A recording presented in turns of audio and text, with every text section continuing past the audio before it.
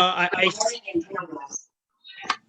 yeah, still would like you to give me a minute to improve my lighting in the room here, and I'll get back to you guys in 2 minutes. Okay, just 2 minutes, please. Okay. Thank you. So in the meantime, maybe I'll just go over again what we're doing, what we're trying to accomplish here. I'm so happy to see so many of you have joined us. Again, this is our work in progress meeting. And the idea is for the artists to come together and show their work, showcase their art, talk about what they're doing. We're just seeking community, getting to know each other. And, it's providing a platform for us to show what we're doing. And, just getting ready for this, is forcing people to get their stuff together, right? And so that's the idea. We want to create as much community and get people going, get people in the mood. And, this is lockdown. And I know lots of us are in Shanghai and it's not easy, right? It's not easy. So hopefully tomorrow we'll have a little bit of opening up from Shanghai. So that'll be much better. And I'm hoping we can have this meeting face to face. It will be so much better once we can see each other, face to face, and we can really, really commune, right? But until that time, we're trying to make the most of it. I think Marcel, you are not even in Shanghai right now, right? Marcel snuck out on us. Hopefully he'll be back soon. Okay, and I can see we've got a lot of people joining us, so that's really great. The person on iPhone right now, maybe you need to mute. Yeah, who is? Oh, there's somebody on. But if you might say video for you for just yesterday, okay. Maybe you can mute him. You can click on his 3 buttons and mute him. Directly. Okay. Mute. Okay. All right. Thank you, Dino. No problem. We know how it is. And the host over here. Okay. So let's see. All right. So Mike, do you think you're ready now, or do you need some more time? Yeah, sure. Let's write. And I'm not sure if my CEO is okay. No. I am here. I'm ready. I just wanted to make sure my kids stay far away from my microphone. We understand how it is. All right. Ladies and gentlemen, I am so honored to be amongst you guys here. And when Mike came to me expressing and saying what you guys are all doing out here, I was so impressed with what you are trying to accomplish. It's fantastic. It's the right direction to go, and the fact that we can all come together in such a platform to share what we have, share what our minds are thinking and building. It's proactive and it's constructive, and it's the kind of place I like to belong to.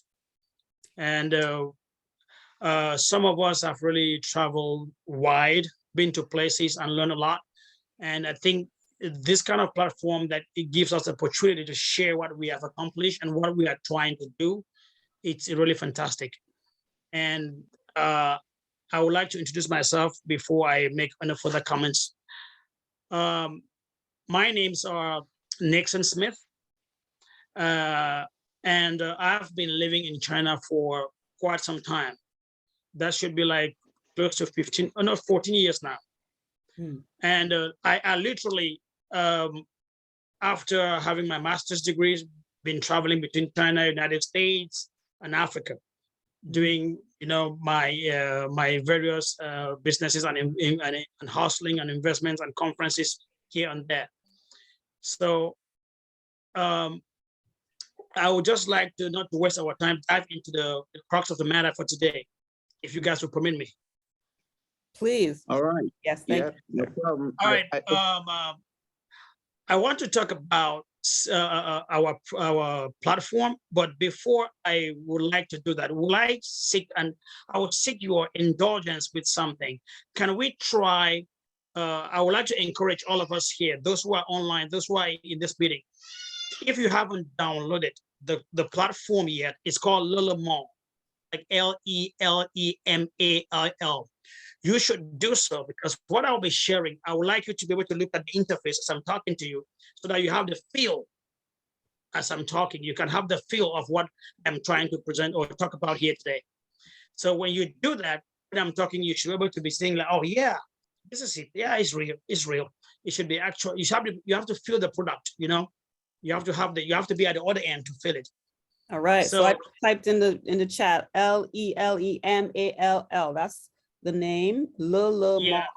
And you can also do that with the Chinese characters too. Mike, if you can assist with that, I'll be grateful, so that she can also put that, because some people with the IDs that are not in the Chinese Apple market will not be able to access it. They will need the Chinese characters to access the platform or the app. So if that will be done, then I'll be very grateful. And now, I will start by talking a little bit about Lelemal, and I will share with you guys real quick some of the raison d'etre, like the reasons behind why we created or we established or we developed this platform in the first place. So Lelemal, I, as the CEO, I'm also the co-founder of the platform with my brother Harry.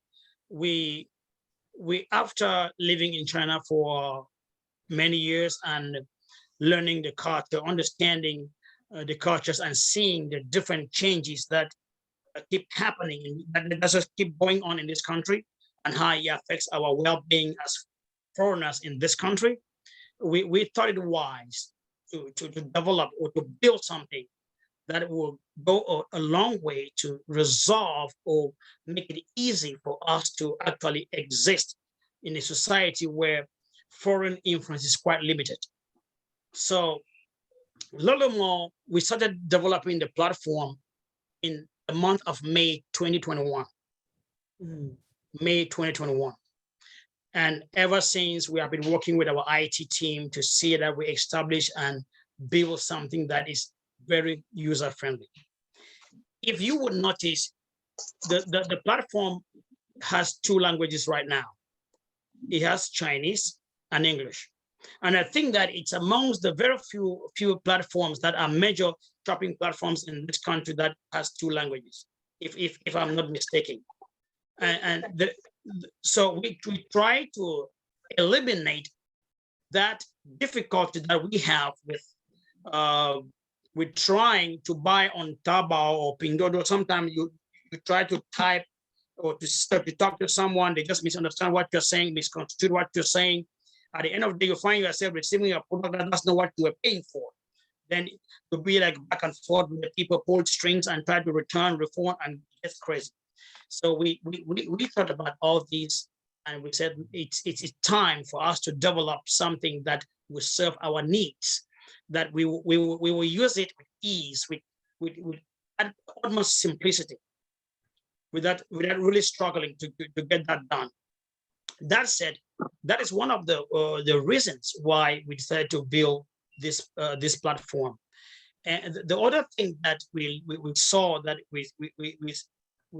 we had to do this platform by was the fact that some of us came to this country years back to do the classroom job, the teaching job. Actually, we are thankful that we have done that for many years, and we came to the realization that it is not something that is very sustainable. And in recent times, if y'all will bear me witness, we have this huge and sweeping changes to policies that it's literally influencing our coexistence in this society. So we said we wanted to give us foreigners and foreign nationals, Africans, all foreign nationals, be it from Central America, from Latin America, from North America, from even South Asia, to get involved or get connected onto something that's going to serve our collective purpose. Now, how does it help us? The concept, how does it help us? We want it in all its inclusiveness. We don't limit control or working together with only Africans or Cameroonians or Jamaicans or Americans. We give everybody equal opportunity on the platform. Our intent. Yes, Mike. All right, can I just get in pretty quick? I don't know if I can throw in a little bit from my side. My name is actually Tabi Francois, but most people call me Mike. And I'm originally from Cameroon, and my COO there talking, he's from Cameroon as well. He's trying to explain the pain point in the society and trying to give reasons why they actually had this, they actually started this initiative. It's because of the pain point the foreigners are actually having in China in terms of shopping on other platforms that only support Chinese language. So they wanted to solve this problem by coming up with an app that's like got all the languages. Like for the meantime, the app only has 2 languages, Chinese and English. Now it has Chinese just because we want to leverage on the Chinese factories. We want to leverage on the Chinese producers. He also has English because he wants to be like friendly when we go bigger, when we go to the international world. So for the meantime, we started in China and we targeting the foreign population. We want to make it easy for them, not only to shop on the platform, but to sell as well. We're making it easy to place your product. Let's say you guys are into art.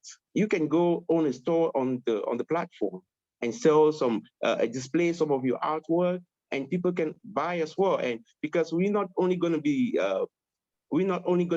doing our activities in China mainland, we're going to go to Africa, and Africa is really big, and in terms of country and population. And not only do we have to limit our services in Africa, we can as well stretch to other parts of the world, like South America, the Caribbean, and other parts. So it's really a venture that we're starting, and we believe with time it's going to be really successful, and it's going to help to be like like a startup for us Black people. In Africa, most of the platforms there, ironically, are owned by the Chinese. The Chinese go to Africa, they go to these Latin American countries, they go to Caribbean, running these apps. So why can't we Blacks run these apps as well? It's pretty easy. We can put our heads together. We have the population, we have the knowledge, we have everything we need to own a shopping platform. So that's just what my CEO is trying to explain. I don't know, CEO, if you can talk a little bit about how you guys, how we help, we planning to include other people in the platform, like in terms of hiring other people. Yeah, thank you, Mike. Before I speak on that, I would like to stretch something that I might just got my recollection to. We are not limiting Lululemon to China or to Asia. We already have plans to expand Lululemon, to build an international version of the platform where we are going to be anchoring the servers and everything out of this territory. And that said, let me come back to how do we get everybody involved? How do we get everyone? We don't care about where you're from. As you have something to offer, something to contribute, because we are trying to build something greater than ourselves, something that we will leave to posterity. It's not to me. We just have a short time to walk this planet. So we are building something that hopefully will stay and overlive us. So we intend to bring people to contribute to the growth of Lululemon and to the expansion of Lululemon. Like, we can talk to you, we can see what you can bring, whatever way you want to bring. We want to explore all the international or the foreign talents that are available. For example, this evening, I was talking to a couple of students, master's degree graduates. Some of them graduate in IT, they finish in IT, and I was trying to talk to them, and they show their excitement. So I try to talk to them and see what they can bring to the table. Now, anything that you can bring that can contribute to the expansion of the company is welcome. And I will not want to speak much about certain things because I am the COO. Mike is calling CEO, but I'm not the CEO yet. I'm the COO. I still have my CEO. So we are not limiting. We are not limiting anyone joining Lululemon.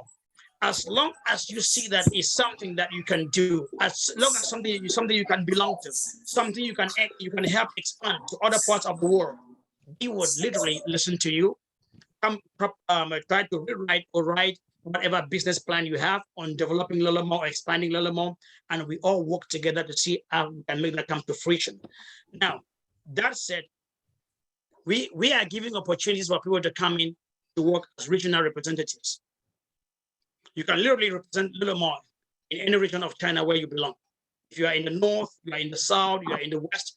If you see that you can head a region and lead Lululemon's expansion in that region, we can work with you. We can help you set all that up, and you will have an opportunity to earn not just a passive income, but a permanent income. As long as Lululemon is in existence, you are going to be benefiting from Lululemon's existence. All right, that all sounds really exciting, or really great. I know personally, my husband is also interested in setting up some kind of online market for the Caribbean. So he's actively engaged in that. So we are definitely going to stay connected with you guys in Lululemon and try to figure out how we can expand. I'm furthermore thinking about, I see Dino made a really good comment here, thinking about how we can have an NFT marketplace in Lululemon specifically for digital art, because we have some digital artists in our collective that are, really hype, really exciting. And, it doesn't even have to be digital art. It can be an art place. We as people from the diaspora are so creative, and so having a creative aspect for that, where the artists can easily log in and showcase their work and sell their work, that's definitely where it's at. So I'm really excited. Thank you guys so much. Is there anything more you want to add? Because we do need to move on to see. I know Marcel's got a lot of stuff that he wants to show us. So maybe you could just summarize what you want to say for the end. All right. Okay. If I will plead with you, can you give me 2 minutes, Mike? And after that, see if you can give Mike some chance to conclude. I will be grateful. Would that do? Okay. So in a nutshell, Lululemon was designed to serve us first, to put us first. We are in a society where there are certain things that I cannot say here because I don't want it appear the way it's supposed. We already know how it's going to appear, but the truth is, I have seen my fair share of placement as if they are placing me in a particular corner, placing others in a particular corner, but I deserve to be on another corner. So Lululemon is here to smoothen our lives, make us feel at home, make us feel in control. And as Mike mentioned, we need to take advantage of the growth of the African market, the growth of the markets around the world, and try to see how we can push, we can lead, we can walk along those who are already walking the road. So I will really plead with our community to keep doing what we are doing, support each other, support the growth of our own business ideas, contact with each other, share ideas, and see how we can make not only Lululemon, but our own personal lives, businesses, whatever ventures we are handling, be it to make it successful. So on that note, I would like to stop, and I will appreciate this very much. I want to say thank you guys for doing this for me and for the company. And I hope that together we can build a better society for all. Mike? Oh, thanks for giving me the word. I think we've said everything pretty much. We just want to create more awareness. So when you see the app out there, you should know what it is. And you should also feel free to talk about it with other people. We just wanted to present ourselves and make it real. It's something real. And what we would like, maybe you can just follow us, download the app, feel free to use the app and see what you can do with the app. Most especially for the artists who want to like own a store on the app, I think this is the right time to do so because now we don't charge a lot of there's no charge actually to own a store at the moment, but we're planning to impose a charge in owning a store as from next year. So this is like a grace period for our new or our very first store owners.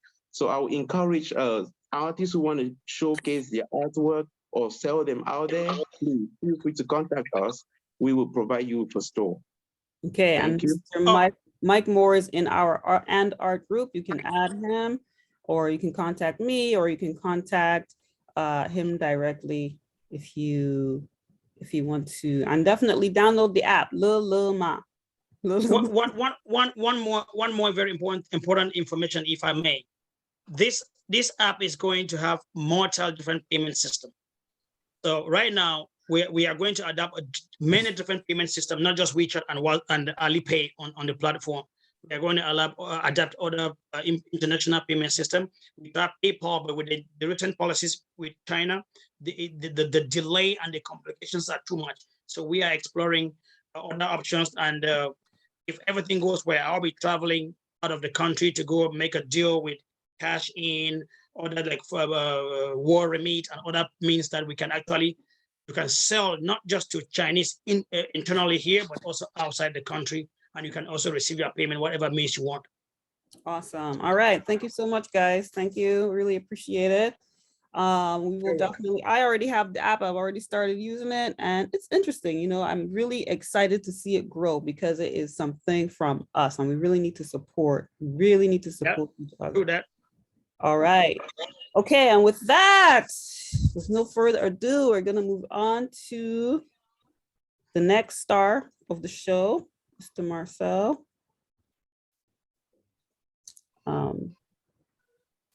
How are you doing, Marcel? Where are you at? Right here. All right. Okay, so Mr. Marcel is a wonderful artist. We saw his art has graced our invitation today with Nina Simone. Looks amazing, and I can't wait to hear what he has for us, to see what he has for us tonight. All right. Can you make sharing activated, please? Okay, let me see how to do that. Video. Friday is gonna be sunny, right? I No. think maybe if there's a little I'm just expensive. carrot They're next to saying it. like the one who use that dinner hall should pay 3,000. Next to share screen, you might be able to see a little icon, and that might I told allow you yeah, that's a accommodation. maybe able to also mute choice at the same time. Sorry? Yeah. Yeah, maybe you can start with muting choice. You buy the maximum. And then, That's what I was trying to do. I can't tell who it is. Hold on. Yeah. Someone is not muted. Okay.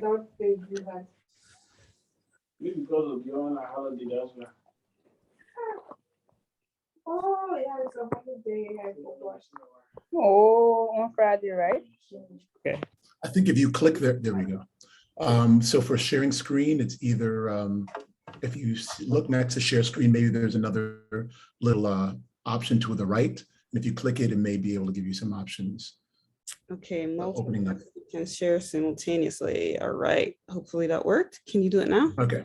Yep. Yeah, we're good now. Sorry. Not having a good day. All right. Okay. So let's get started. Good evening, everyone, wherever you are. Going to be sharing today. So, you know what?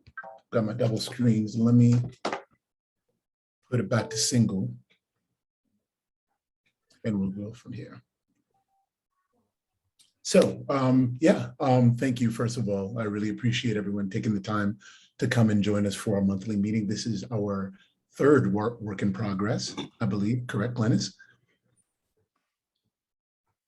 And yes, and so basically what this section is for artists to be able to show what they're working on, show what inspires them, and open up their space for people to talk about the work, to give feedback, to interpret it in the way that they feel inspires them or speaks to them. So it's a discussion. So as I share these slides, if there's any point that anyone wants to stop and ask a question or comment on anything, please feel free. I'll try to keep my eye on the chat, but also feel free to turn on your mic and speak up, especially if I'm going too fast and there's something you want to revisit or you want me to go back to. So first of all, thank you everyone for coming. I'm going to start just by mention a little bit about work in progress, what it's for. And I'll be sharing some work, sharing a little bit of what inspires me or where I came from in terms of this journey in becoming an artist, which is a label I still feel a little funny about. I've told Glennis before that I consider myself a baby artist, but she doesn't like that. But either way, my name is Marcel Daniels. I am here in Shanghai. I'm originally from Toronto, West Indian family, Guyanese. And I moved from there to Atlanta. Atlanta is the city that is home. Like when I leave China, I go back to Atlanta. And been here in Shanghai for about 7 years now.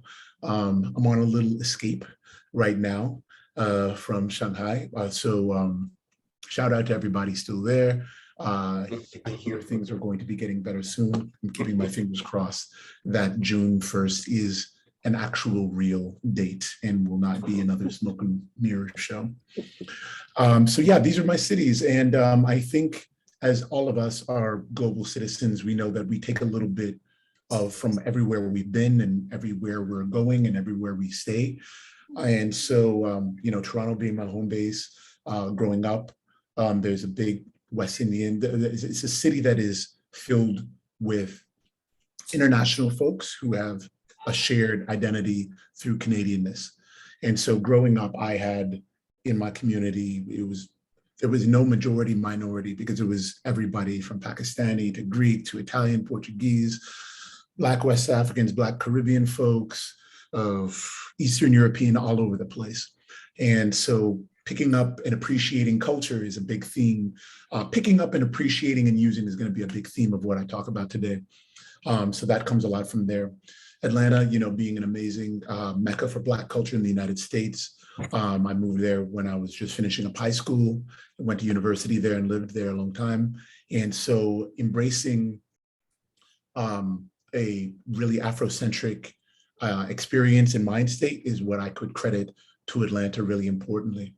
And then living in Shanghai and being in this community here, being an expat and then being a double minority in that of the expat community, we're Black and we're obviously seen very differently. That's a different experience. But in that, again, we always gather more interest, more experiences by having this community within this larger community, within another community, and being Black in a space like this has more meaning, I think, and is really precious. And so the Black events and the Black organizations and the Black, meetings such as this one hold a really, really vital portion, really, really vital impression upon what it is to be Black in this experience here as an expat. So another part of my personality, other than my day job, which is in education, is that I also DJ. I've been playing music for a long time now, was on radio in Atlanta for about 15 years, and also was, DJing different places, hosted poetry events, hosted different type of social events, and put people together. And so being a DJ that has a lot of different genres under his belt, but hip hop is definitely among the core central figures. This kind of led me to where I am right now, talking about art, in that one, as we know, the origins of hip hop culture comes from sampling and comes from not having, the have-nots, making the best with what they can.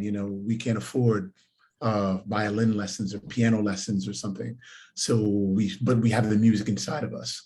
So what do? We take the bridge of a disco record and loop it and try to make something out of it. We take this piano loop and, we make some new music out of something that already exists.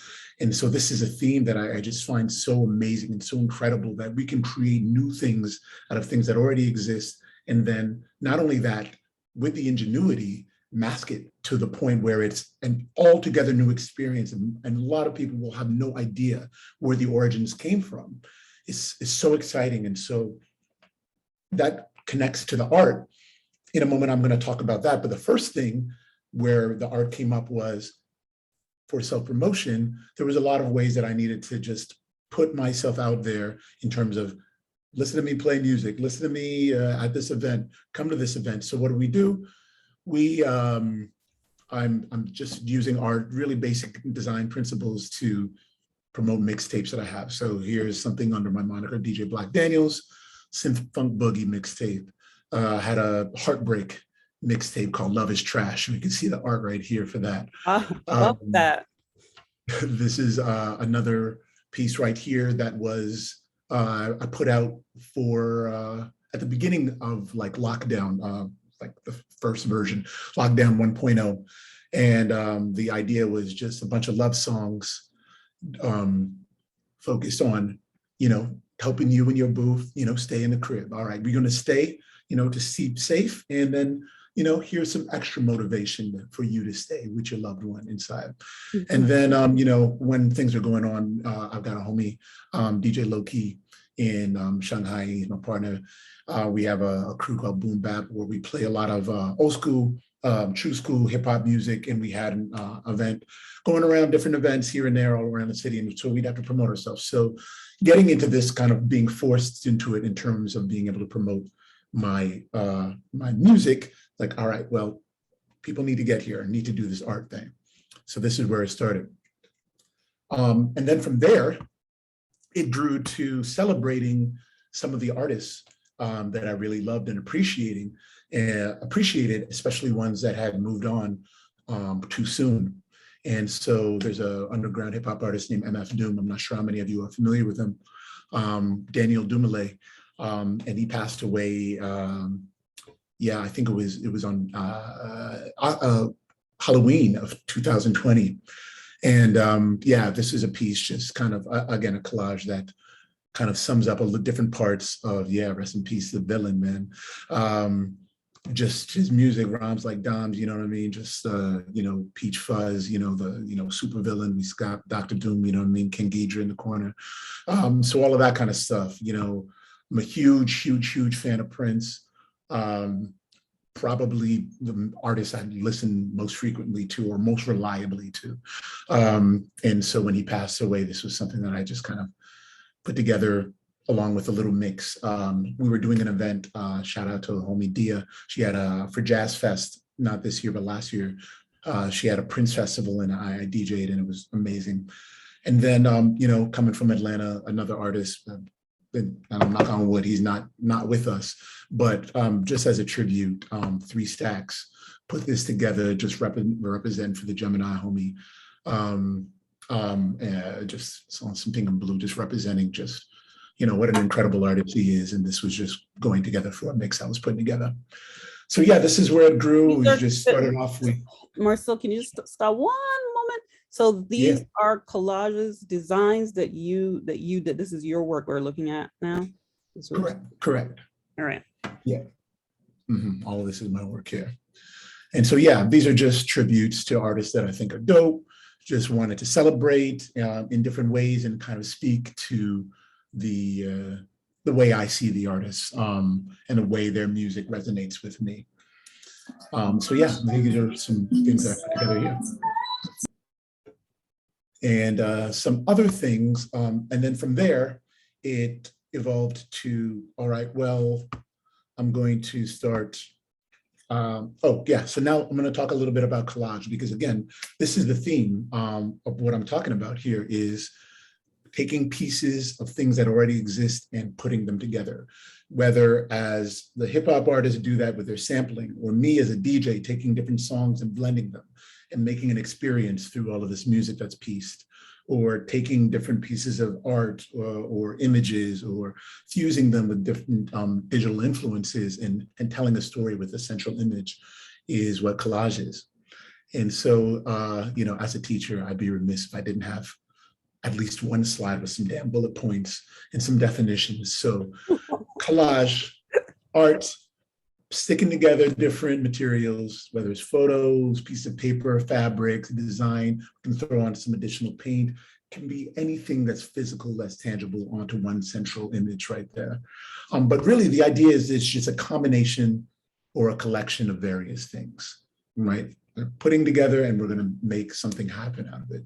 And for me, it's really about telling a story, about taking something. And for me, it always starts with some central image that I see, whether it's like some dope photograph, or an artist has, or maybe something that's happening in the news, and then there's a concept that I want to like reinterpret, and then I want to put everything around there.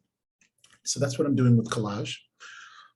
This amazing quote from Warhol: "Art is anything you can get away with." When I first read this quote like years and years ago, it really resonated with me, because I really believe that there's no limit to what art can be, as long as there is a meaning in your construction of it, and as long as those who have seen it, it touches them and makes them say something, that they have something to think about, or to reflect upon, or even do as a result of seeing this. We had a show called Celebration, and last year was celebrating Pan-African art in Shanghai. And it was at this really dope wine cellar. And I was blessed enough to show there amongst some other really incredible artists. One thing, I had a really great conversation with different people who were looking at pieces, and they would ask me what I thought was the meaning. And I would always ask them, you tell me what you see. And they would tell me stories about what these images are doing, what they're saying, and what the meaning or the metaphorical representation is. And my response was just what Dino said in the chat. Wow, that's dope. I'm not here to tell you you're wrong. I'm not here to tell you that my way is better or correct, or there's only one way. To kind of go along with this Warhol saying, like, when I put something out there, when artists put something out there, for me, I believe that it no longer belongs to us. And so however someone interprets it, or however someone receives it, or whatever they do with it, is completely up to them. So if I can put together some images, and the other meaning of this phrase here, which I think is really important, which also goes along with the borrowing concept that is in hip hop and in collage, is that sampling. Originally, you know, we just jacked a whole break from I don't know, Niles Rodgers or something, and just said, all right, this is Rapper's Delight now. It's like, nah, but this is a song called Good Times. It's like, it's Rapper's Delight now. And, you know, if we can get away with it, and if people are jamming to it and people remember these lyrics, and then, hey, we have a new form of art. And so with collage, there is a lot of borrowing. There is, which some may even call it theft. But if we can get away with it and people think that it's valuable and think that it has merit, then I still think that it counts as art. Absolutely. I mean, as long as it takes it, well, not as long as it, but, you know, the whole thing is to be able to take it to the next level. As you said, making it into something else, right? And then if that's what's resonating with people, then it's absolutely, you know, a legitimate and something to pursue, to keep going. And yeah, you're getting a lot of great comments in the chat. People are really feeling the work so far. Everyone, great comment. You guys don't feel embarrassed You know, you can interrupt Marcel. I don't think he minds if you interrupt So him. Shanika's got a great question. What up, Shanika? So she's asking about my process, and I'm going to share a little bit more about it. But so I'm going to go back to that Prince piece real quick. And so basically, yeah, I'll see it. So in this case, I wanted something to honor Prince. And, you know, he's such a dynamic performer and dynamic individual. There's so many ways that when we think about him as this rock superstar. And we just also thinking of him as this like really sensitive soul, if we think about Purple Rain. And we also think of him as a sexy motherfucker, right? Pardon the language. All of this is a part of him. And so with him passing, I just kind of wanted to just represent his spirit here. I took 7 of his Prince logos to represent that song 7, one of my favorite songs of his from the Gold Experience. And I'll find an image that I think is it. A lot of the themes of the works that I'm going for is rooted in Ankara of wax African print as a backdrop, and I'll talk a little bit more about that in a moment.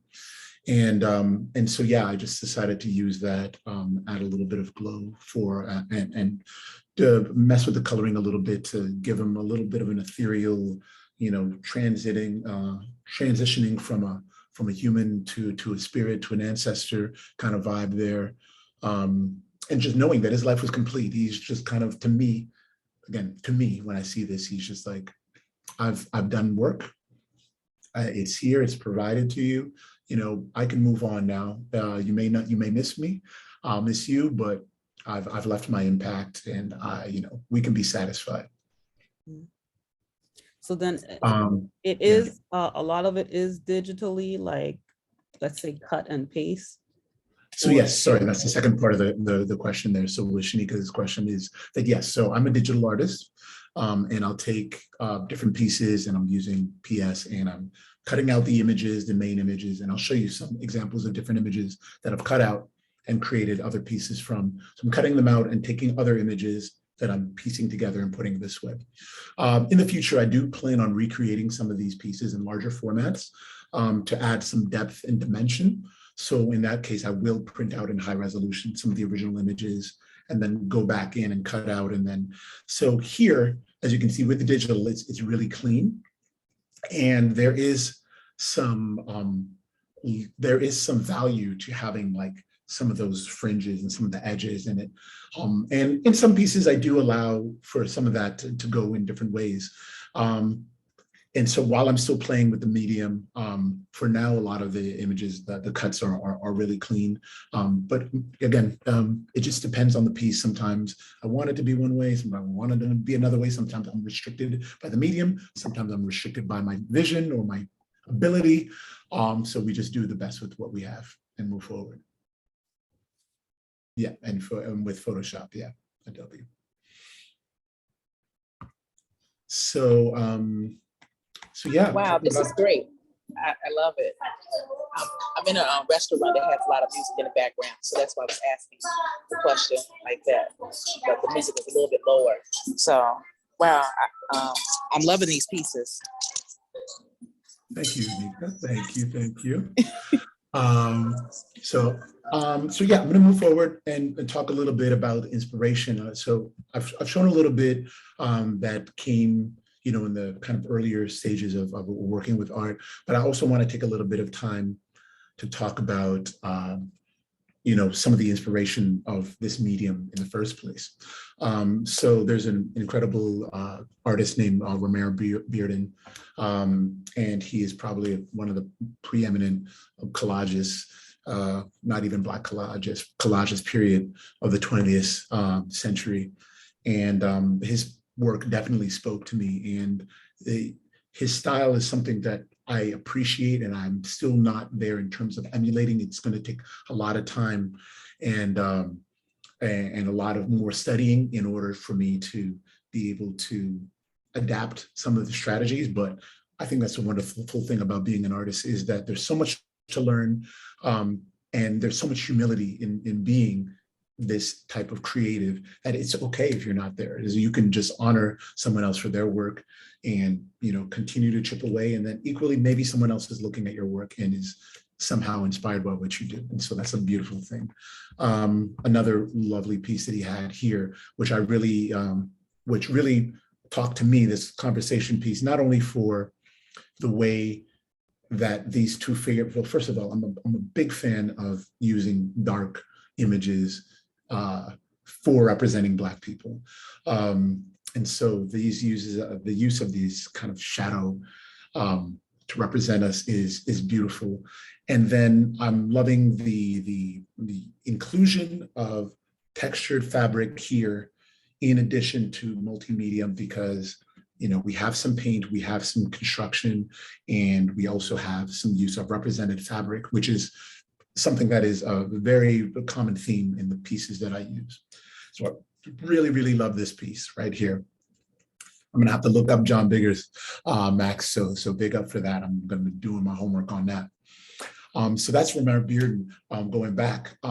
Contemporary wise, there is a fantastic current artist named Bisa Butler, and she does fantastic work where she uses collage, but she is actually going in there and she is working with the material, and she is knitting fabrics and textiles into the image. And so she starts with photography, she sees how she wants it to be, she'll kind of map it out, and then she's going in and she's using thread for the texture of our hues of our skin. And then she's sewing on some of the fabrics. And then in some pieces, she may add a little bit of paint, or she may glue on an entire image. So there's a lot that goes on in her work. And it's just so bright, it's so vibrant. She makes Black people come alive in her work, and it's just something that I really admire and respect. This is another one of her pieces, I'm Not Your Negro. This is from a few years ago. And again, just with all of the different textures and patterns of these fabrics that just are so alive.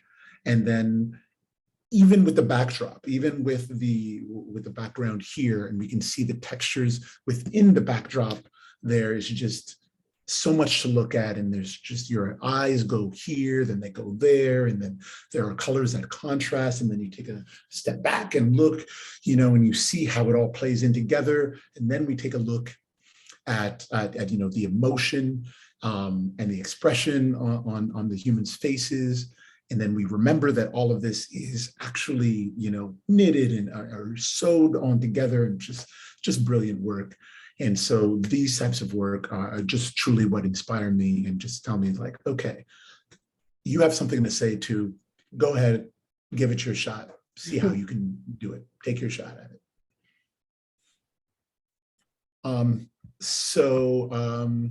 Yeah, so as I mentioned, using Ankara fabrics, African prints, you know, the Holland wax is a central motif in a lot of the work, because one, I think it's just so vibrant, and with the, you know, the hundreds upon hundreds of various patterns, not to mention the different color permutations that exist there. There are so many different emotions that we can tell in all of these combinations. And then, of course, using this as a kind of anchor to represent the diaspora, regardless of what person is being represented in the piece, whether it's someone from, you know, Minneapolis, or someone from Accra, or someone from, you know, Caracas, or, you know, anywhere in the world, or you know, anywhere. It's beautiful, because we all know where we come from, and I'm using this as an anchor to say, all right, this is it. So I use a lot of this as a backdrop. I use it sometimes in the foreground. Sometimes it'll be a little bit muted, but it's a common theme in a lot of the work. So I'm going to move ahead and show a little bit of the work and the progress that I'm making. Some completed pieces, most of completed pieces. But again, I think with a lot of you artists, you may also remember or keep in mind or agree with the fact that sometimes we look at pieces when they're done and we're like, go back to it maybe months later, maybe even years later, and we feel a kind of way. And sometimes it's, I could have done a little bit something different here, or why did I use that image or that color? Or sometimes you just look at it and like, wow, it's like, I did that? Or it's like, I have nothing more to say. That piece is absolutely done. And that's fine. Because again, other people will look at the work and see something different. So I say this as a context for artists, but I also say this as a kind of moral prep talk before I share my work, that if there's anything that at any point I may have thought was cringy or something, it's okay. We're all growing, we're all developing as artists. So when I started killing us, working, Marcel. Thanks. so when I started working with using the Ankara fabrics and patterns as a backdrop, more prominently, this was during the summer of 2020 when a lot of places in the world were on lockdown, and then there were the different manifestations for the protection of Black lives with Breonna Taylor and George Floyd and all of these different movements. And so I posted something on my Instagram, which previously was just normal images. And just on my stories, I wrote this here. So I've been working on some art pieces for the past few weeks. Theme is Black leaders in smiling, laughing, or otherwise joyous states, to highlight that though they've sacrificed so much for us, and in that sacrifice, they've typically kept stiff upper lips, they're still human souls who also exhibited joie de vivre. And so when we think about images of Dr. King or Ellen Sirleaf Johnson or of Miriam Makeba or something like this, we don't typically think of them cheesing and smiling or hugging and high-fiving or something like that. We usually think of them behind a podium or giving a serious talk that has great cultural and sociological impact in what they have to share. And I think about that and I thought it's such a shame, because there are so many dimensions of us as humans, and it's so much work. They give up so much, and in many of these cases, they gave up their lives in the most violent of ways for the causes, for us, for future generations. And I just thought it was important that they were celebrated in different ways. And so at that point, digital art was a new medium, and I'd been really reticent about sharing work, about putting things out there. And so with the state of affairs in Black America and the police, and I was really thinking, should I be sharing this? I'm not sure how good this work is. I'm not sure if this is going to mean anything with so many people already saying so many things, but ultimately I said, yes, this is a time to share. I was motivated to go out there and do it. So the first few pieces, the first series that I was working on was, as I mentioned, was the idea of sharing faces of otherwise, of elders, of ancestors who have given so much to us in different ways, but showing them in a bright way. So we can remember them not only for their sacrifices, but remember the humanity that they shared. And so first couple of pieces were celebrating some fantastic women in our culture with Maya Angelou. This piece right here, just blending different fabrics that just have images, colors that I thought were vibrant, that represented a lot of the hope that she expresses in her poetry, and just knowing that she was a voice that, inspired people in dark times. And she was very vulnerable in sharing her work and stating, some of the sacrifices that she went through, even losing her voice as a result of some of the unspeakable things that she went through as a young girl, but still became a voice that inspired and lifted up Black girls, Black women, Black people, and people as a whole in so many different ways. So I just wanted to celebrate her mind and her voice with this piece here. And then Nina Simone, who is just such a prolific artist, producer and writer, whose lyrics and music were so powerful, and just like now, just when I think about her music and just the lyrics and just how, you know, she spoke with all fearlessness to the state of Black affairs in a way that was counter to most of what Black music was doing in the 50s, 60s, and 70s, when we were really, and by no means am I shading Motown or Stax Records for being uplifting, because we all serve a purpose in the struggle. But she reminded that, look, okay, we're going to celebrate this with these dances and unity, all this, but at the same time, Mississippi, god damn, what the hell is going on over here? We need to talk about it. We need to talk about what's going on with our women. We need to talk about, you know, the darkness that exists here. And you know, and although she, you know, she had her own issues with mental health across her life and kept it hidden for a bigger part of her career. It's just really important to show her smiling and to show her as the beautiful woman that she is and celebrate her Blackness here. And so I used a little kind of pop art motif while still juxtaposed against Black art of the Ankara fabric with some more neutral tones here to kind of show a little bit of vibrance here. So what up, Greg? I'm asking about the placement of their faces and if there's any significance here. So with Nina here, I kind of wanted to again, just kind of using a pop art motif from the 60s and just kind of duplication with different colors, especially vibrant colors. So I just wanted to play with the symmetry, and this was less about the placement of the faces and more about being a person, for Nina at least, for being a person who has so much to say. Okay, well, here's the red, here is the blue period, here is the, you know, the mustard or the golden, and here is the purple, however we want to interpret that.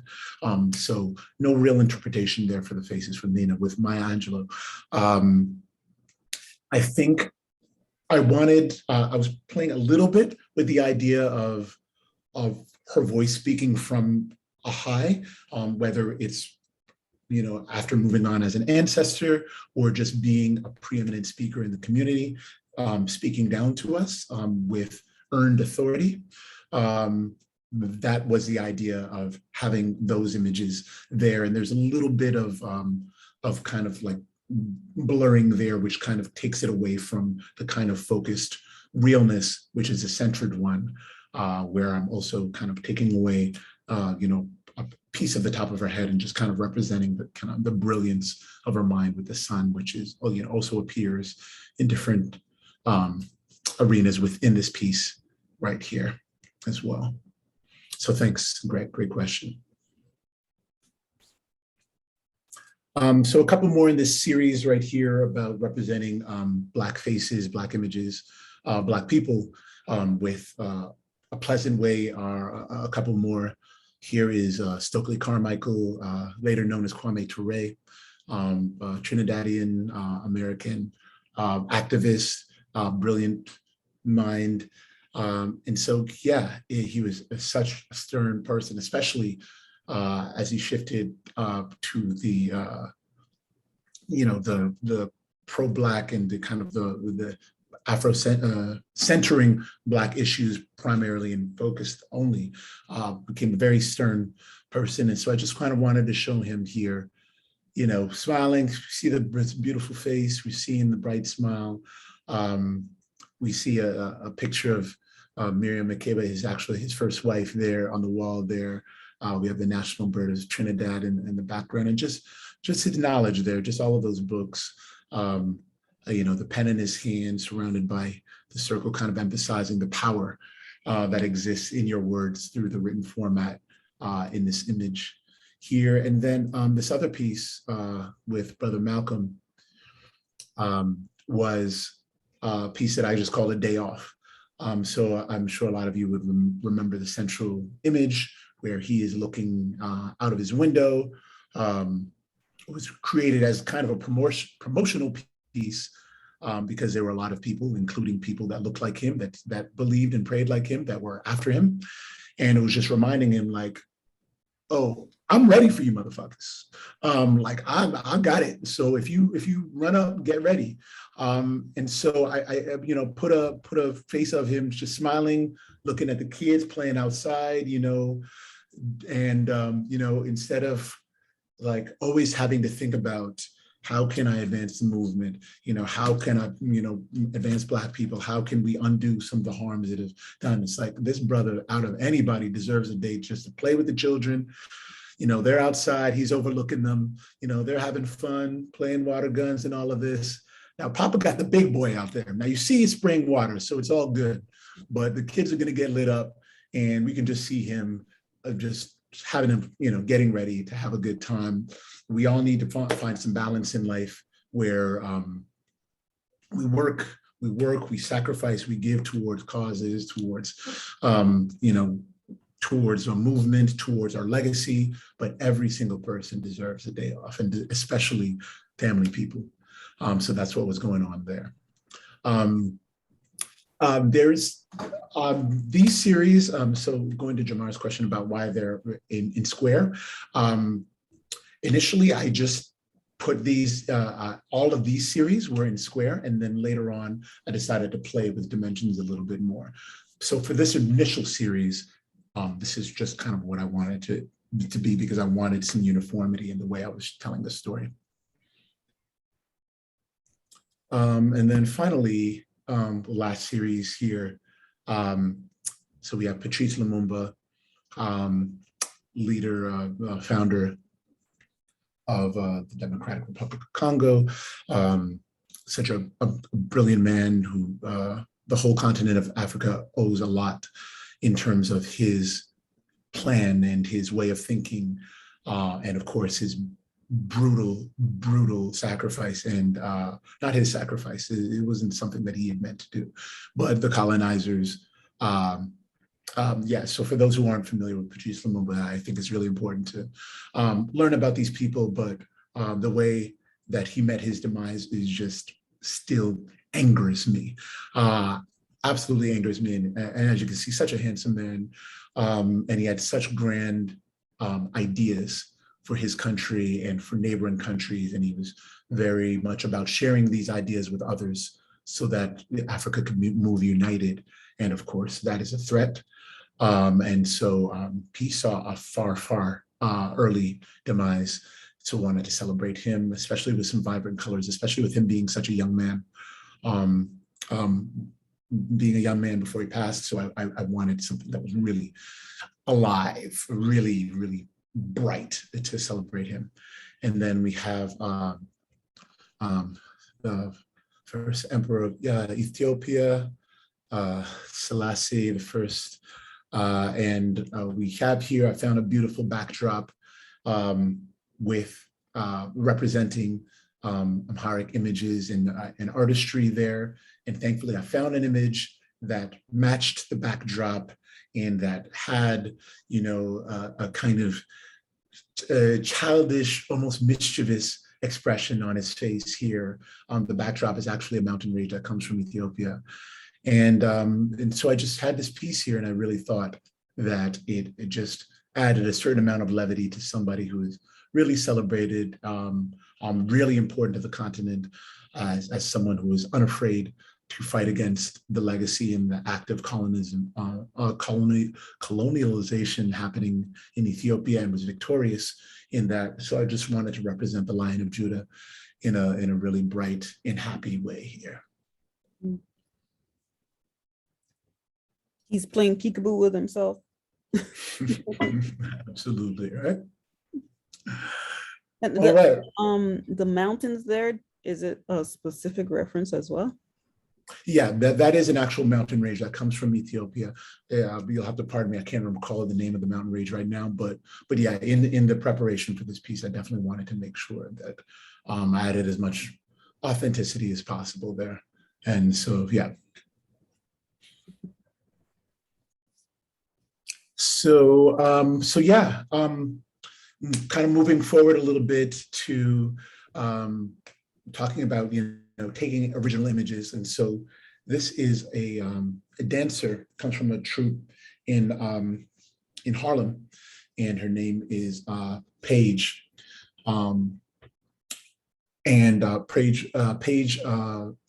Paige Fraser Hoffman.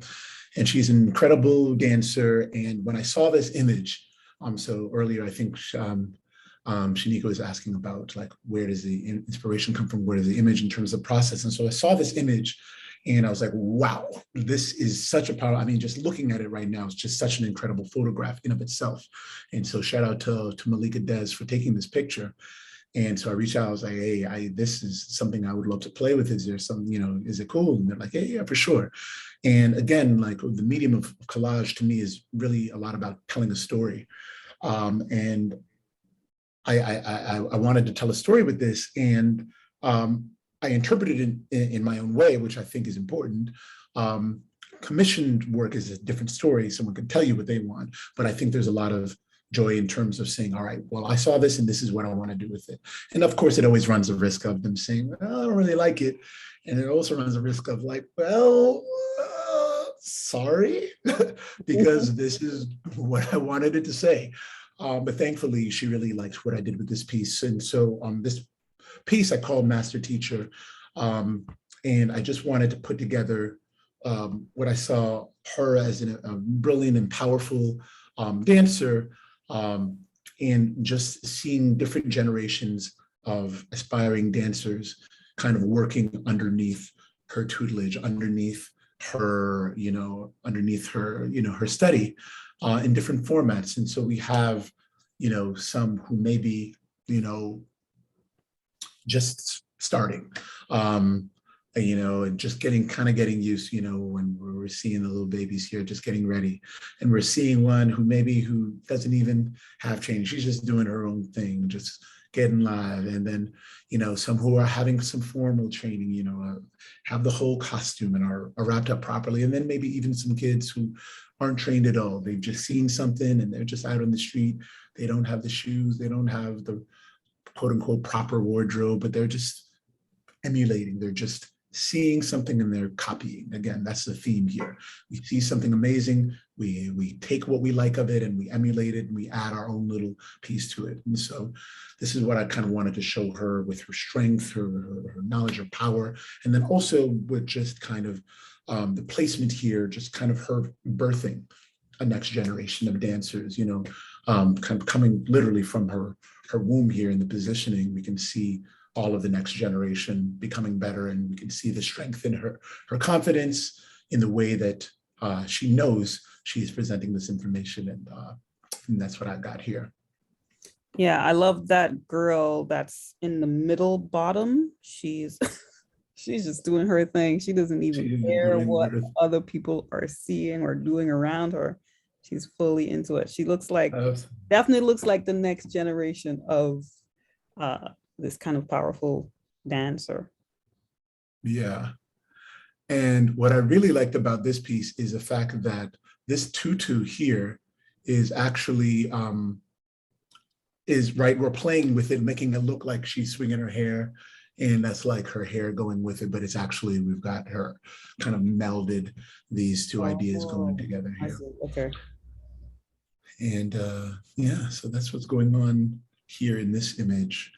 I mean, sorry, if this image is like weirdly reminding me, there's like a really ancient Egyptian image of goddess Nut, who is like the sky, and then like her father holds her up, and the god kept you, and it like there's a real like resemblance. Like if you ever look up that image, there's like a weird, like it instantly reminded me of that, which is like one of these images that was found on the inside of the pyramids. So yeah, it's beautiful. Yeah. I absolutely love that I'm getting homework as a result of this presentation. And I have more things that I need to study and look into and be inspired by. So I appreciate that. Thank you. Thank you so much. So yeah, so that's where it comes from. So that's the story being told with this piece here in particular. Hold on, sorry.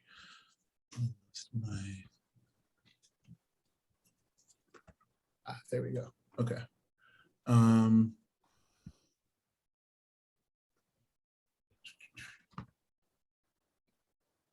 Okay. So moving on. Oh no, I just did something and.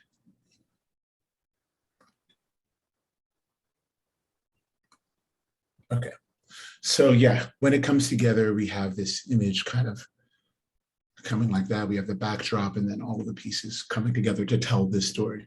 But again, I found that central image, that first one, so powerful here that I felt like there is more story to be told with this image here. And so I took another crack at it and went with this one here, telling an all together different story here with this just like power and just, celestial goddessness here. Yeah, there's something in the first one where she's floating and it feels so disconnected, but in this one she feels totally grounded. So it's like the opposite now, which is really interesting. Mm-hmm. And so, yeah, I really wanted her to be kind of larger than life here and kind of have that God level. And the pieces, actually these weapons, and you're gonna have to forgive me because this is a piece from a few years ago and I really should have done my own homework and remembered it. But from my research, they come from South Africa. In addition to this mountain. Marcel. Yes. This is Smith. Can I say something about this piece before Please. I get to analyze? Is there a possibility of trying to alter the black material she is putting on a little bit? Because when I look at this particular piece right now, what I see is it takes me back when I went through the history of South Africa. Then we have this great, the most powerful of all kings, Shaka of the Zulu kingdom. The piece in her hand, the one she is holding, the strength of that weapon, that is the most lethal weapon that the South Africans have. And with that shield right there, and her position, her feet, and the muscles all straight out, like it portrays stability, force, and that I believe the piece she is putting on, if a little, like, I mean, I don't know how that can be manipulated, like to a little to cut off the wings a little, like bring it a little, like show more of her physique, the physique a little top, that would suit the celestial strength and the lightning, the goddess of thunder with all this control and putting everything beneath her feet under the clouds. That will really portray, that will really show what I feel, what I'm feeling right now looking at this image. Because everything placed in the place, the mountains, the gold lights in the background, the dark shades on the other side of the hill, but then that's kind of like pretty flush with the sparkling, glittering sky, and with the lightning coming down there. But the dark image, or if we can a little bit like fine tune the image of the dark material to a little bit light, closer to the blue in the sky, the background, that would suit perfectly. And one would really, I don't know, it's just me thinking, but this image, this piece is really telling, and it's something that if you have it framed in your living room, you're going to pass by without turning right or turning left to look at it. This is some piece. Yeah. Thank you, man. Thank you. This is a piece. Thank you. That really means a lot, and I always appreciate, the recognition of the pieces in there. So I absolutely recognize, the power of that weapon in her hand. We can see that it's the most powerful one, and that is absolutely a South African shield. It was tricky to try to play with what I should do. I thought about covering her in traditional South African garments as well, and I thought it would be a disservice to not see the power in her legs. And then I thought about the shield and how it would play, and then I thought the positioning of the shield. and how it's protecting, her womb, which is really important for generational purposes, while she's also ready to, she's protected defense-wise, but she also has the offensive weapons here. But that is such a really good point, though. That is really, really good point. And that's what I love about having these conversations. It's like different perspectives. It's like, oh. That staff of command right there in her left arm that controls everything else. It's just one of a kind. It just complements the other weapon. One is just like, okay, everybody please be quiet, still. Then the other one just have to take control of everything. I mean, if you read the piece carefully, interpret it in your own way, it is satisfying. It's really something. Really, this is a good one. This is a great one. Thank you. And Kevin, I really like that interpretation right there. The power and the right to protect her autonomy, her anatomical autonomy. So yeah, that's what's so amazing about art, and what I just love so much is the idea that even depending on the times, this piece can have different meanings and different interpretations. And so yeah, absolutely. So this is what we're seeing happening here. The different elements and the way they come together to create this central image here. So yeah, I wanted to move forward, and there was another series that I wanted to share. Again, when we talk about inspiration, we see amazing pieces of work that already exist. And so shout out to my man, Max. He's a phenomenal photographer, and he's working on a project right now. And so hopefully we can get him to do a showing at some point in the future for a work in progress.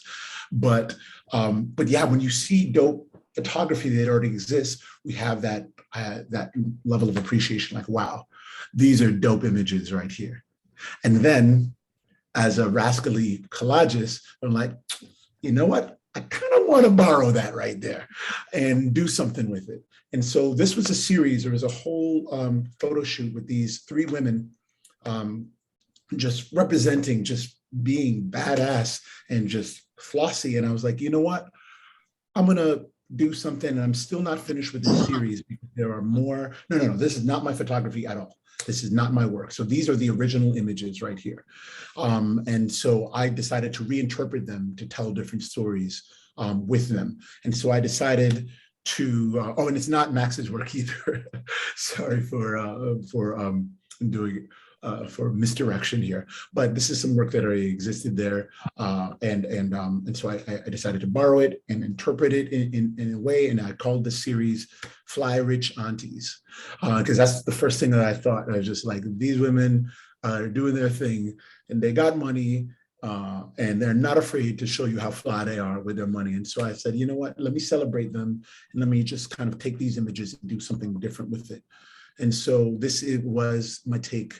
For the first image, I just wanted to, again, we're just playing with some of the resolution, with some of the color, or wash it a little bit. Wanted to use flowers to celebrate because already we can, from the green and red, she already seemed like, a stem in a flower. And so I just kind of wanted to play with the dimensions here. Absolutely loved this green and gold. I think green and gold for Black people are just fantastic. And just represent this here, right? She's just chilling on a podium of flowers. Just like, yeah, what else is my podium supposed to be made of? Wood? Not flowers. You better recognize them. So this is what I have here for this one. I like the golden circle going around her head as well, like a halo or something. Absolutely. Just definitely wanted to show the shine here. So this was the first piece for the series, Fly Rich Aunties. And the second one, hold on, let me go back. And so the second one, the woman in gold here. And again, just seeing her pose, it just gave me a certain concept, certain idea. So I was like, all right, I think I can figure out what to do here. And so with this one, I just decided just to have her growing out of a pot, kind of going along with the plant theme, with the life, with the, we're getting older in age, but it doesn't mean that we're still not growing and that we're still not prolific. And so I just kind of wanted to show her shine, literally coming up out of a pot here. Again, just vibrant colors. We have a parrot here. It was just something that I just thought was just vibrant, and it just kind of made sense with what we had going on here. Maybe if the leaves were a little bit more flowy, so she looks more like a flower or something. It looks, the leaves almost look like they could be like she's about to like grab them and, you know, like throw them. Looks like she could be a fighter or something. But yeah. I played with so many different versions of the plants in the black background here. And so, yeah, I definitely did have different interpretations of what to do and all of that. And so there are a lot of like B, C, D, E, and F versions of this with different things. And so like I was mentioning earlier, never really quite done with some of these pieces. And so, yeah, flowy. Does that like stand like if she just fell in and it's like spilling out at the bottom? It could be pollen, it could be gold dust, it could be a lot of different things. So, yeah. Okay. And then for the third one, for Auntie all the way on the right here, I took her, and now she got the gangster mean mug right there. And I loved that, and I didn't want anything to take away from that strong pose right there. And so Kevin is mentioning about the fact that I use snake plant. Sorry, I will go back to this one real quick. And so yes, that is a snake plant here. Or mother-in-law's tongue. I never knew that was another name for it. And so again, like learning about my own work here, like how fitting is that? Yeah, with the pose and with all of that. Like it needs to be bigger now, that plant. So it's like, what are your intentions with my niece? Huh? Like, you know, I need to know. Like, it's like, you're gonna marry my daughter? Like, okay, we need to, yeah, there's some things we need to talk about. And the parrot is echoing it. Well, yeah. Let me set my parrot on you.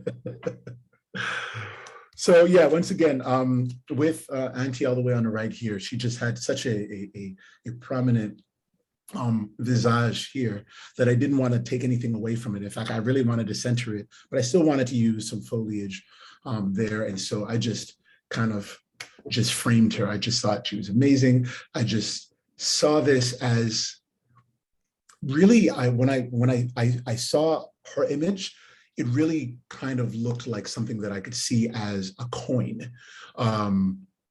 Like if I did that rendering and just kind of made her etched out on the backside of a piece of money, because her vision was just like so commanding and memorable. But I was like, I want to keep the life there. And I definitely still want to keep the foliage and the plants there. And so I just wanted to have her celebrated, have that beautiful sky background so that she's really prominent. And then just, you know what, this will be art within art. This is her. And this is, we're not going to do too much, but she's going to stay in the series this way. And so, so yeah, those are the three pieces that I've done. I'm still working on different iterations of different images that come from that photography series. But this was some of the interpretations that I made.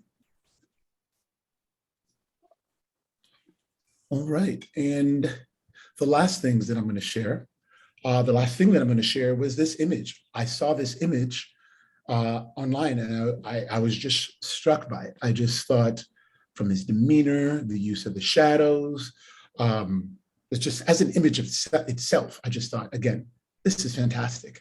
And then the utter gall of me saying, you know what, you took all this time to get the lighting and set the positioning and all that, and I'm just gonna say, like, yoinks. I'm just gonna go ahead and take that image and try to do something with it, try to sell a story with it. So this is a piece that is not yet done. So initially, I thought of the position as not only the positioning of his seating, but also of his clothing, including the metals, including you know, the color of the sash of African colors. him being young, but I don't see any like, I don't see any kind of fear, hesitance. It's just, okay, I'm here. So I wanted to put him in a position of ruling. I wanted to put him in a position of leadership. And so I put him in this chair and had a kind of regal motif here. This is something that I'm still playing with, and I'm still not exactly sure where I want to go.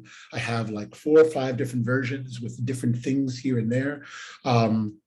The most recent part, and again, none of this, I usually add some things and then take a few things away, but the most active point I am in it right now is here, where I'm trying to set the scene of what it is to be a leader, what it is to be in charge, the privileges and responsibilities of having command. And just wanted to kind of illustrate that with some of the images that appear in this picture. But again, yeah, this is something that I'm still working on and still thinking of ideas and concepts or inclusions to throw in there. So if anybody has any ideas or suggestions or recommendations, totally open to hear what people have to say. I got a quick question for you, Marcelo. Yeah. Right. I want to ask a question in terms of business. I'm a businessman and we're working with a business platform. So I'm just curious. I do appreciate your artwork. Everything is beautiful. I've been enjoying everything from the very start of your presentation. But now I got a question for you.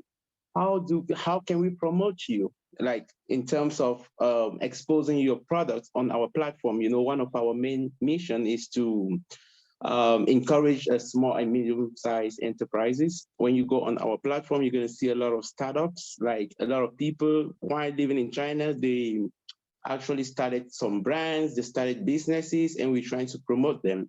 So I'm curious, how can we promote these artists, like artists who do with digital photos like you? How can we sell these products on our platform? Do you have an idea? Yeah, thank you for that question, and I appreciate that offer. That's really important. I think sometimes with creatives, we are so caught up in the creation that we don't always keep in mind the idea of the work that it takes to put the work out there. I only started selling prints of select pieces as a result of doing my first show, shared show, a few months ago. And since then is something that I've been pretty low key about. I do share my work online. So you can see my work on my Instagram, and people have reached out to me about that. But in terms of prints, they usually come along with a show. And right now, as we know, things are kind of limited in terms of mobility and all of this kind of stuff. Though, as Glennis is providing for us, we have an opportunity here to share, talk about art in an online platform from different places in the world. But if you have recommendations in terms of how work of myself or any other people who belong to the and Art Collective may be able to promote themselves or spread the word, we'd be really interested in finding out. All right, thanks for being honest with me. And of course, I think the best way we can do this, we're planning our official launching ceremony. It's going to be coming up maybe a few months later after the lockdown is over.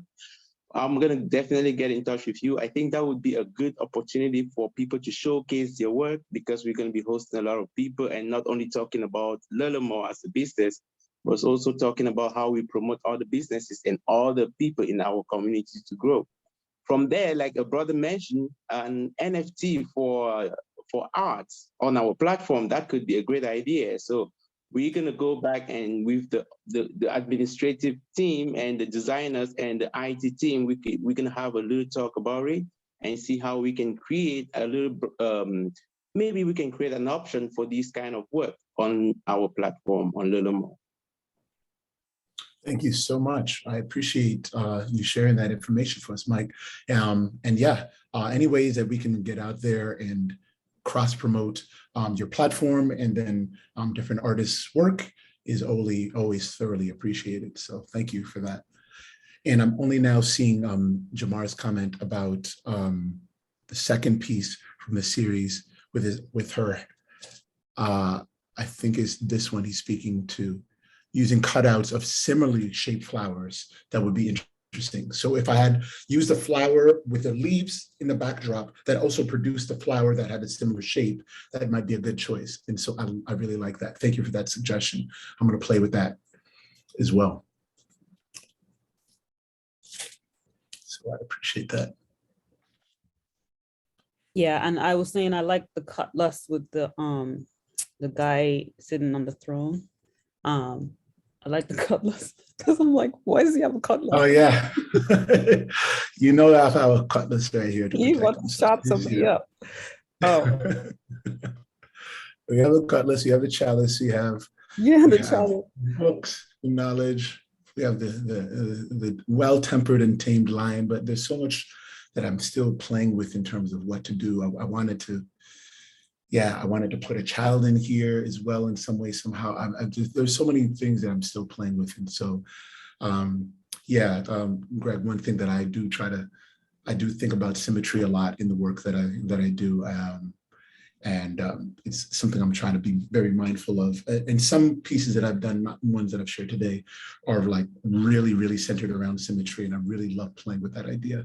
And some of these have maybe illustrated that, but for the ones that I shared here, I just wanted to kind of talk about that theme of taking beauty that exists, remixing it, kind of having a remixing. I'm just going to stick to that word because my vocabulary is dwindling over this break time. But just reimagining it and retelling a different story from a different perspective may create a different mood and may create it may create an opposing narrative to what the original image is. And that's fine, because I think the brilliance of digital collage, or collage as a whole, is that we can take little bits of anything and create one thing or something. And I think it's so remarkable that people who may not have traditional talents in art, someone who may not be a good sketcher or a good painter or something else, can say, well, you know what, I have a vision, or I have something to say. And I recognize the beauty in that, and I recognize the beauty in that. And in my mind's eye, I want to put something together. And though I didn't take any of these photos, or though I didn't paint one brushstroke here, I still created something that evokes emotion amongst a group of people. And that's what makes an artist's work worth their while. All right, Marcel. So that piece of Nina Simone that's on the invite, that's an older piece or a newer piece? That's a newer piece. And shout out Max, who's hit me with the teacher oh my gosh, Glennis, please help me out here. Interpolation? Yeah. Interpolation. Interpolation. But I really wanted to say re-interpolate. This word, man. You know what? Fireball interpolation. No more. Forget it. On it. Remix. We call it a remix, a refix. So that's that. Awesome. But yeah. Sorry. I think somebody was asking a question. Yeah. Or Glennis, were you saying something? If anyone has any ideas what they think can hello. make this piece. Hello. Okay, go ahead. Yeah, Mike. Oh, So I'm looking at this piece. I want to ask a question. Why do you choose? Why is the lion right ahead of him, not by the side where you have the peacock, and maybe the peacock to the left? Lion should be like. Since you want to put him in command, he should be literally like. You feel like the lion has too prominent a position there? Yeah, like he should be, because looking at the image, again, the lion kind of serve like a protector, like the first line of defense. And then the image of the cutlass right there is like the last weapon I can use to defend myself. But again, I'm just looking at it from a different angle. Now, Mhm. to put the picture with the initial idea you had in mind, I should describe the original one. I think, from my opinion, looking at the image, if you want to portray him like in a position of leadership, and again with the whole with the medallions hanging down his chest, and at the reed right there with the red, yellow, and green, like it portrays leadership normally in Africa, and I believe the lion should, my opinion, should be right where the peacock is. He should be a little advanced over that to have control over everything around him, and probably that will show him much more in control of everything. But in this case, again, but the books in front of him somehow resolve the why the lion is right in front of him. Like he doesn't want any disturbance. Nobody should come in disturbing me. No one should just come over to me, because probably I'm focused on trying to ascertain what I'm going through here in this pile of books. So again, it has different interpretations, but that's just one of the options I'm looking at here. Maybe that will also change the whole imagery, or the whole idea, or the whole appreciation of the art itself. That's just something I'm looking at. Ever since you had this particular artist in front of us, I've been looking at it and moving the pieces in every direction.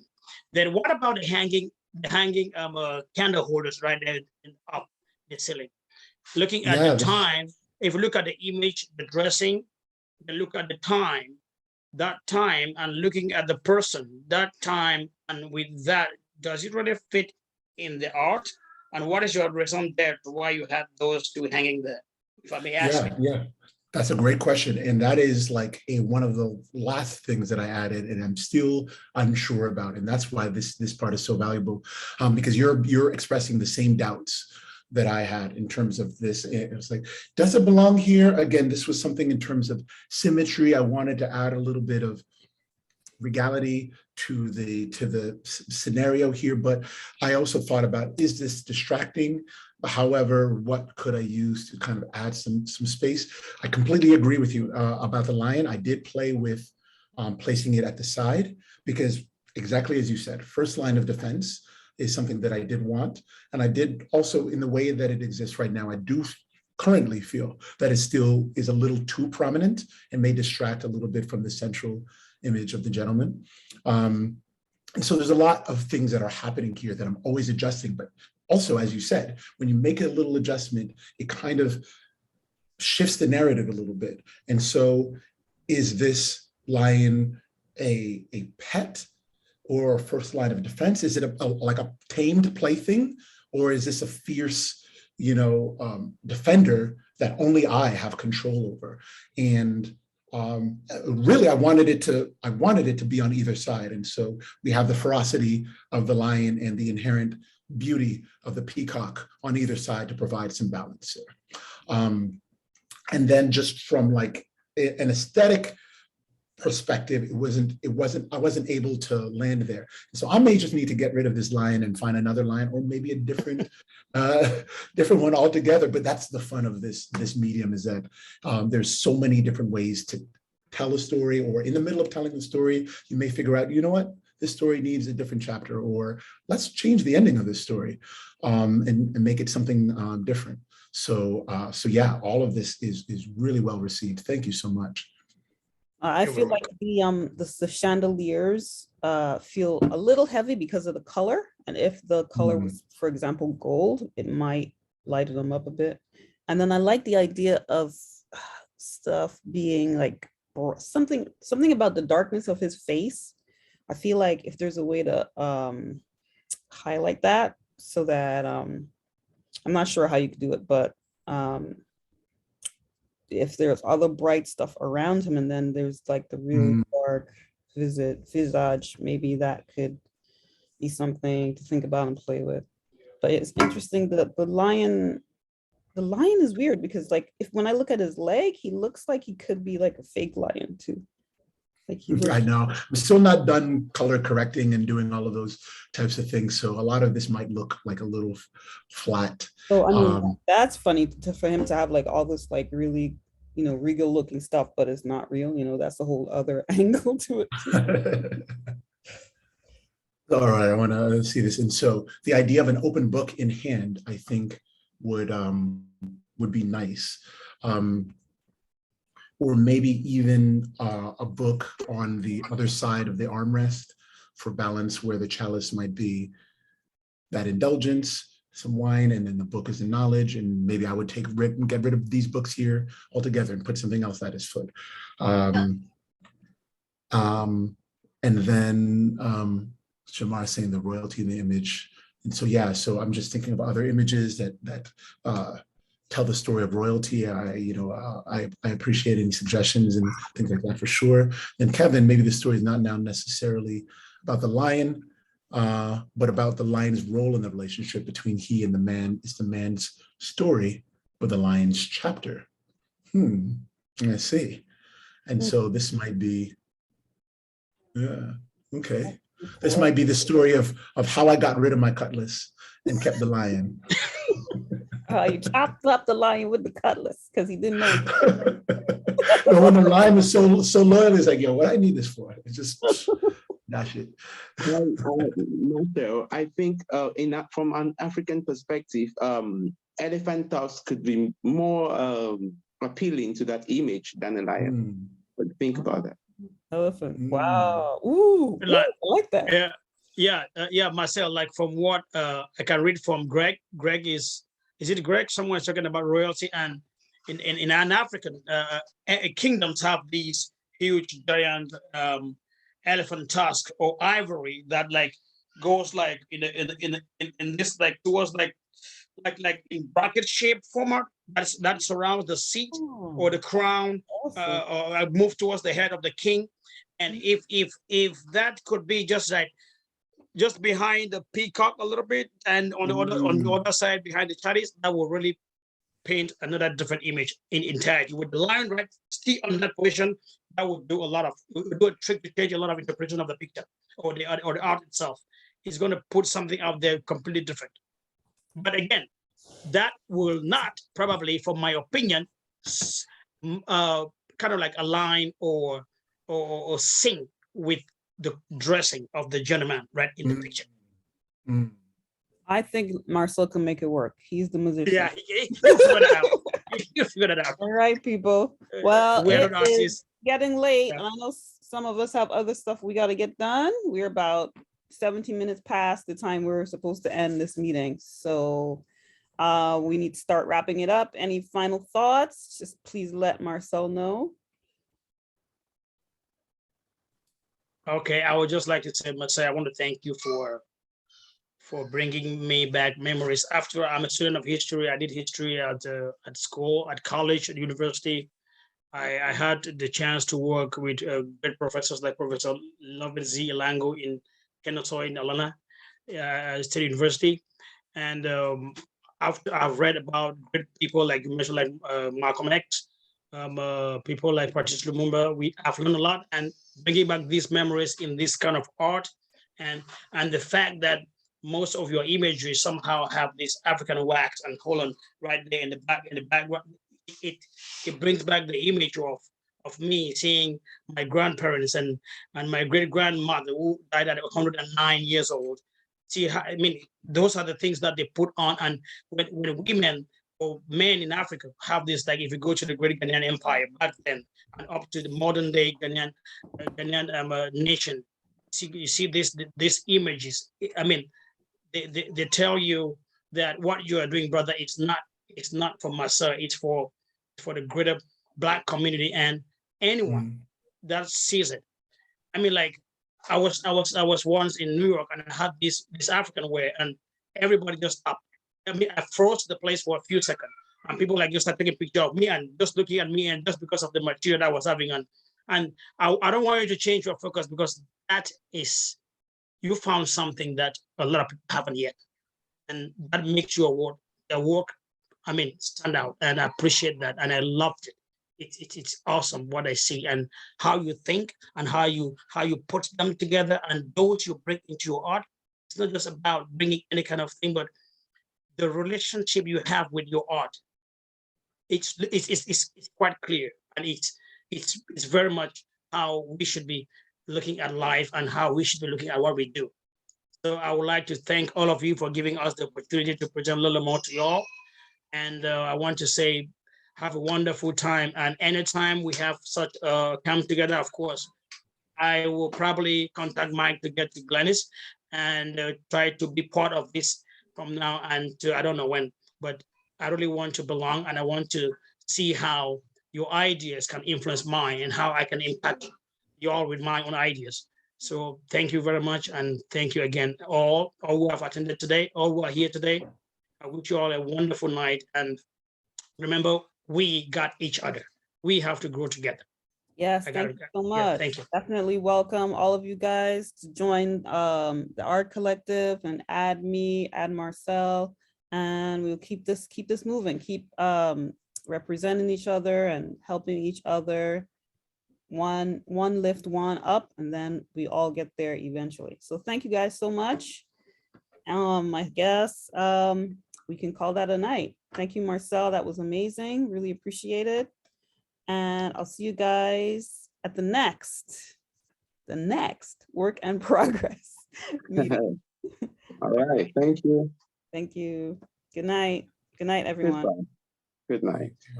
Thank you, everyone.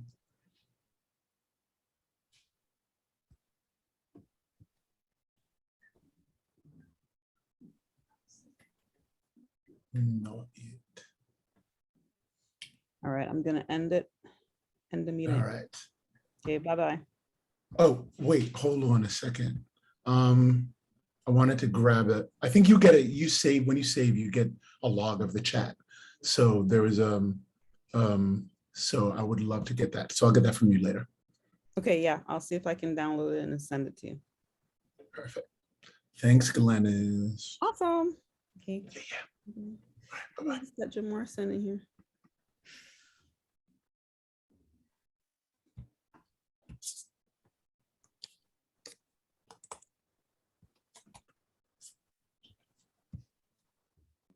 Jamar, this is who is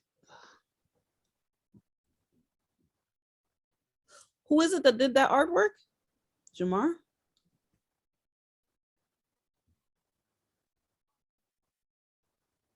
Oh, a Jamaican artist. Okay, cool. That's awesome. All right. Bye-bye. Talk to you guys later. Bye.